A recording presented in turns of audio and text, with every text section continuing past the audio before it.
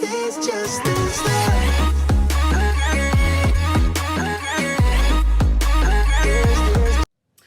up, y'all? Thanks for stopping by the obviously Lee Authentic channel. My name's Leah, that's spelled L-E-A and not L-E-A-H. And we're going to be talking about growing up hip-hop, y'all. I'm going to try my best to make this a short video because not much really happened to me in this episode. But yeah, so it opens up and we see Boogie and Savannah. I hope this storyline is dead. I really do, because they are both boring to me. Like, Boogie is dry and Savannah is dry. And you can tell Savannah's not really trying to get with Boogie, basically off of all the things she's heard about his past. And Boogie knows that, so I guess he got the hint that he was being curved. My only thing about Boogie that I didn't like is, like, when Boogie was talking to Crackhead Sam, he was like, you know, that's a child. Bro, you're 28 years old and she's 24 or 23. You got curved by her, and that's your way of rationalizing why you don't see it for her, because you're like, she's childish, and it's like, nah, bro, she just wasn't feeling you. Granted, she should have said that up front and center, like, I'm not feeling you, and moved on. But y'all on the show, and y'all got to make it do what it do. So then we see TT and everyone's at Little Twist's shoe party. Side note, them house shoes look comfortable. I might buy me some house shoes. I liked his slides and liked his shoes. I was glad he invited Cree. He even gave her a pair of slides. They had a little quirky banter back and forth, and it seemed to be cool. Everybody was there except Egypt, Sam, and I think Boogie. But like everybody else, the cast, Brianna was there, TT was there, Eric and his wife. We saw Tanise and JoJo. Vanessa came. Oh, Angela wasn't there. And who else? Savannah came and her brother. Side note, why is Stevie Jr. on here?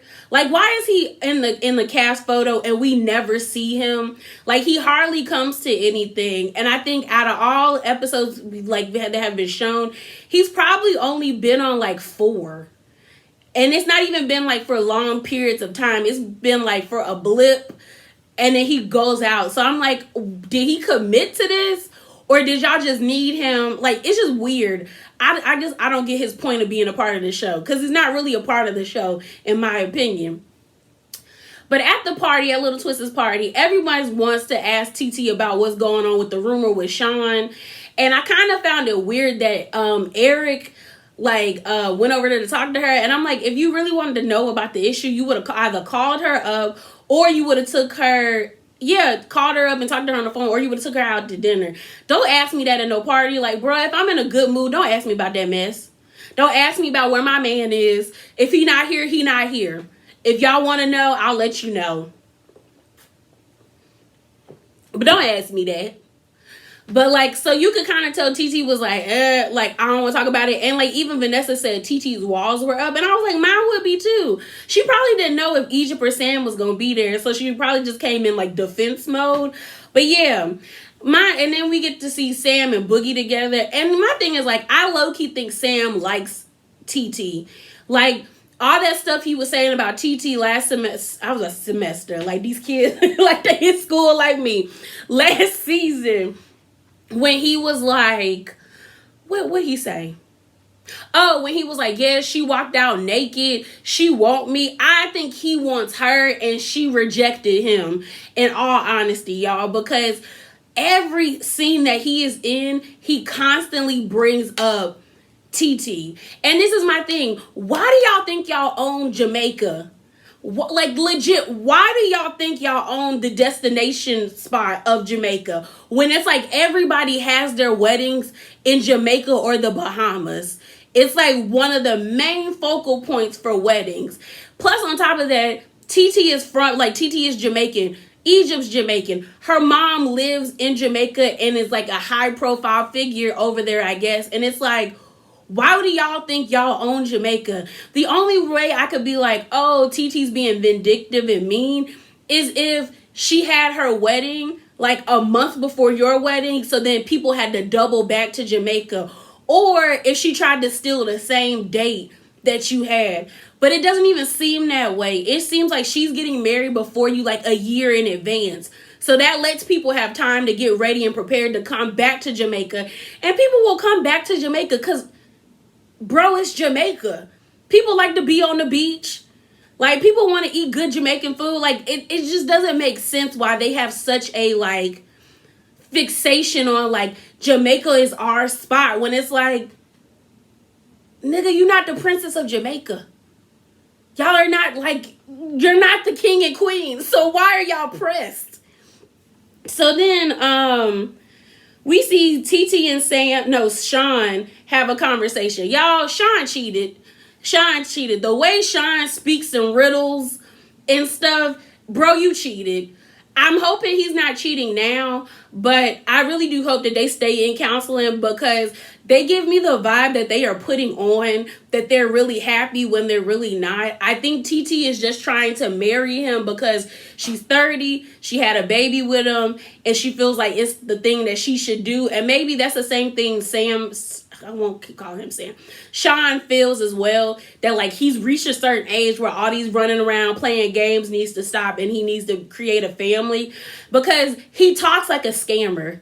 Like, he gives me the Fire Festival scammer vibes, that white man who scammed all them rich white kids, because he just was talking in riddles, and I'm like, so you did cheat, or you was on the cusp of like really, really cheating, or you was talking to other women while in Jamaica. But like, he need to get that together. I really do hope, like, if they're not ready to get married, then don't get married. Like, don't waste your money, don't waste your time and get married and then get a divorce. Like, legit, go to counseling, figure out if this is what y'all really both want, and then, get married and continue to have more pretty babies. Because your little son is a cute little thing. He has such a personality. That's the thing. Like, I like when babies have personalities. Like, who's Gabrielle Unions and D Ways. That little girl is funny. I don't even know her name, but she just always looked like she be ready to cuss her parents out. Even when she was a baby, she looked like that. And she's adorable. So, like, I like when babies have personality.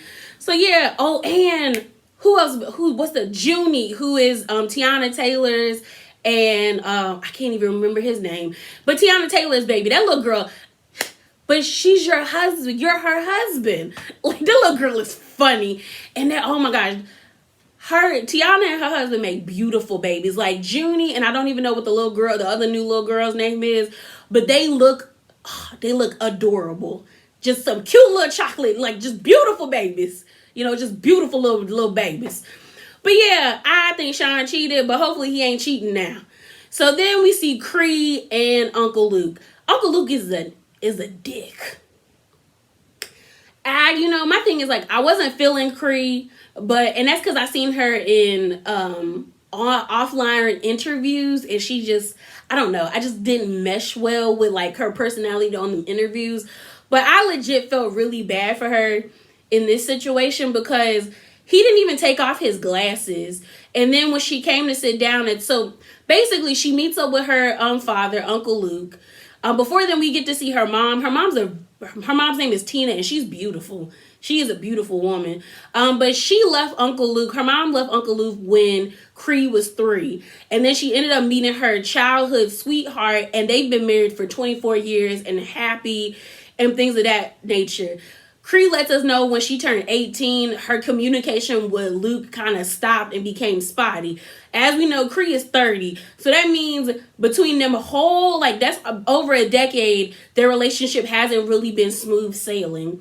So, I don't know. I just think he was full of BS, because when she came into the restaurant, you see Uncle Luke sitting there with his glasses on. He has on shades. Then you see the male cousin we met last episode. And then you see her half-sister.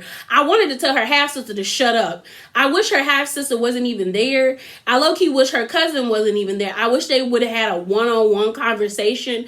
Because in my opinion, he was trying to put on in front of them two. And then the half-sister kept trying to like interject for him and like kind of put more blame on Cree. And granted, Cree may have a crazy personality with her half-siblings, but it's like her personality with you is not the same personality or the same relationship she will have with her father.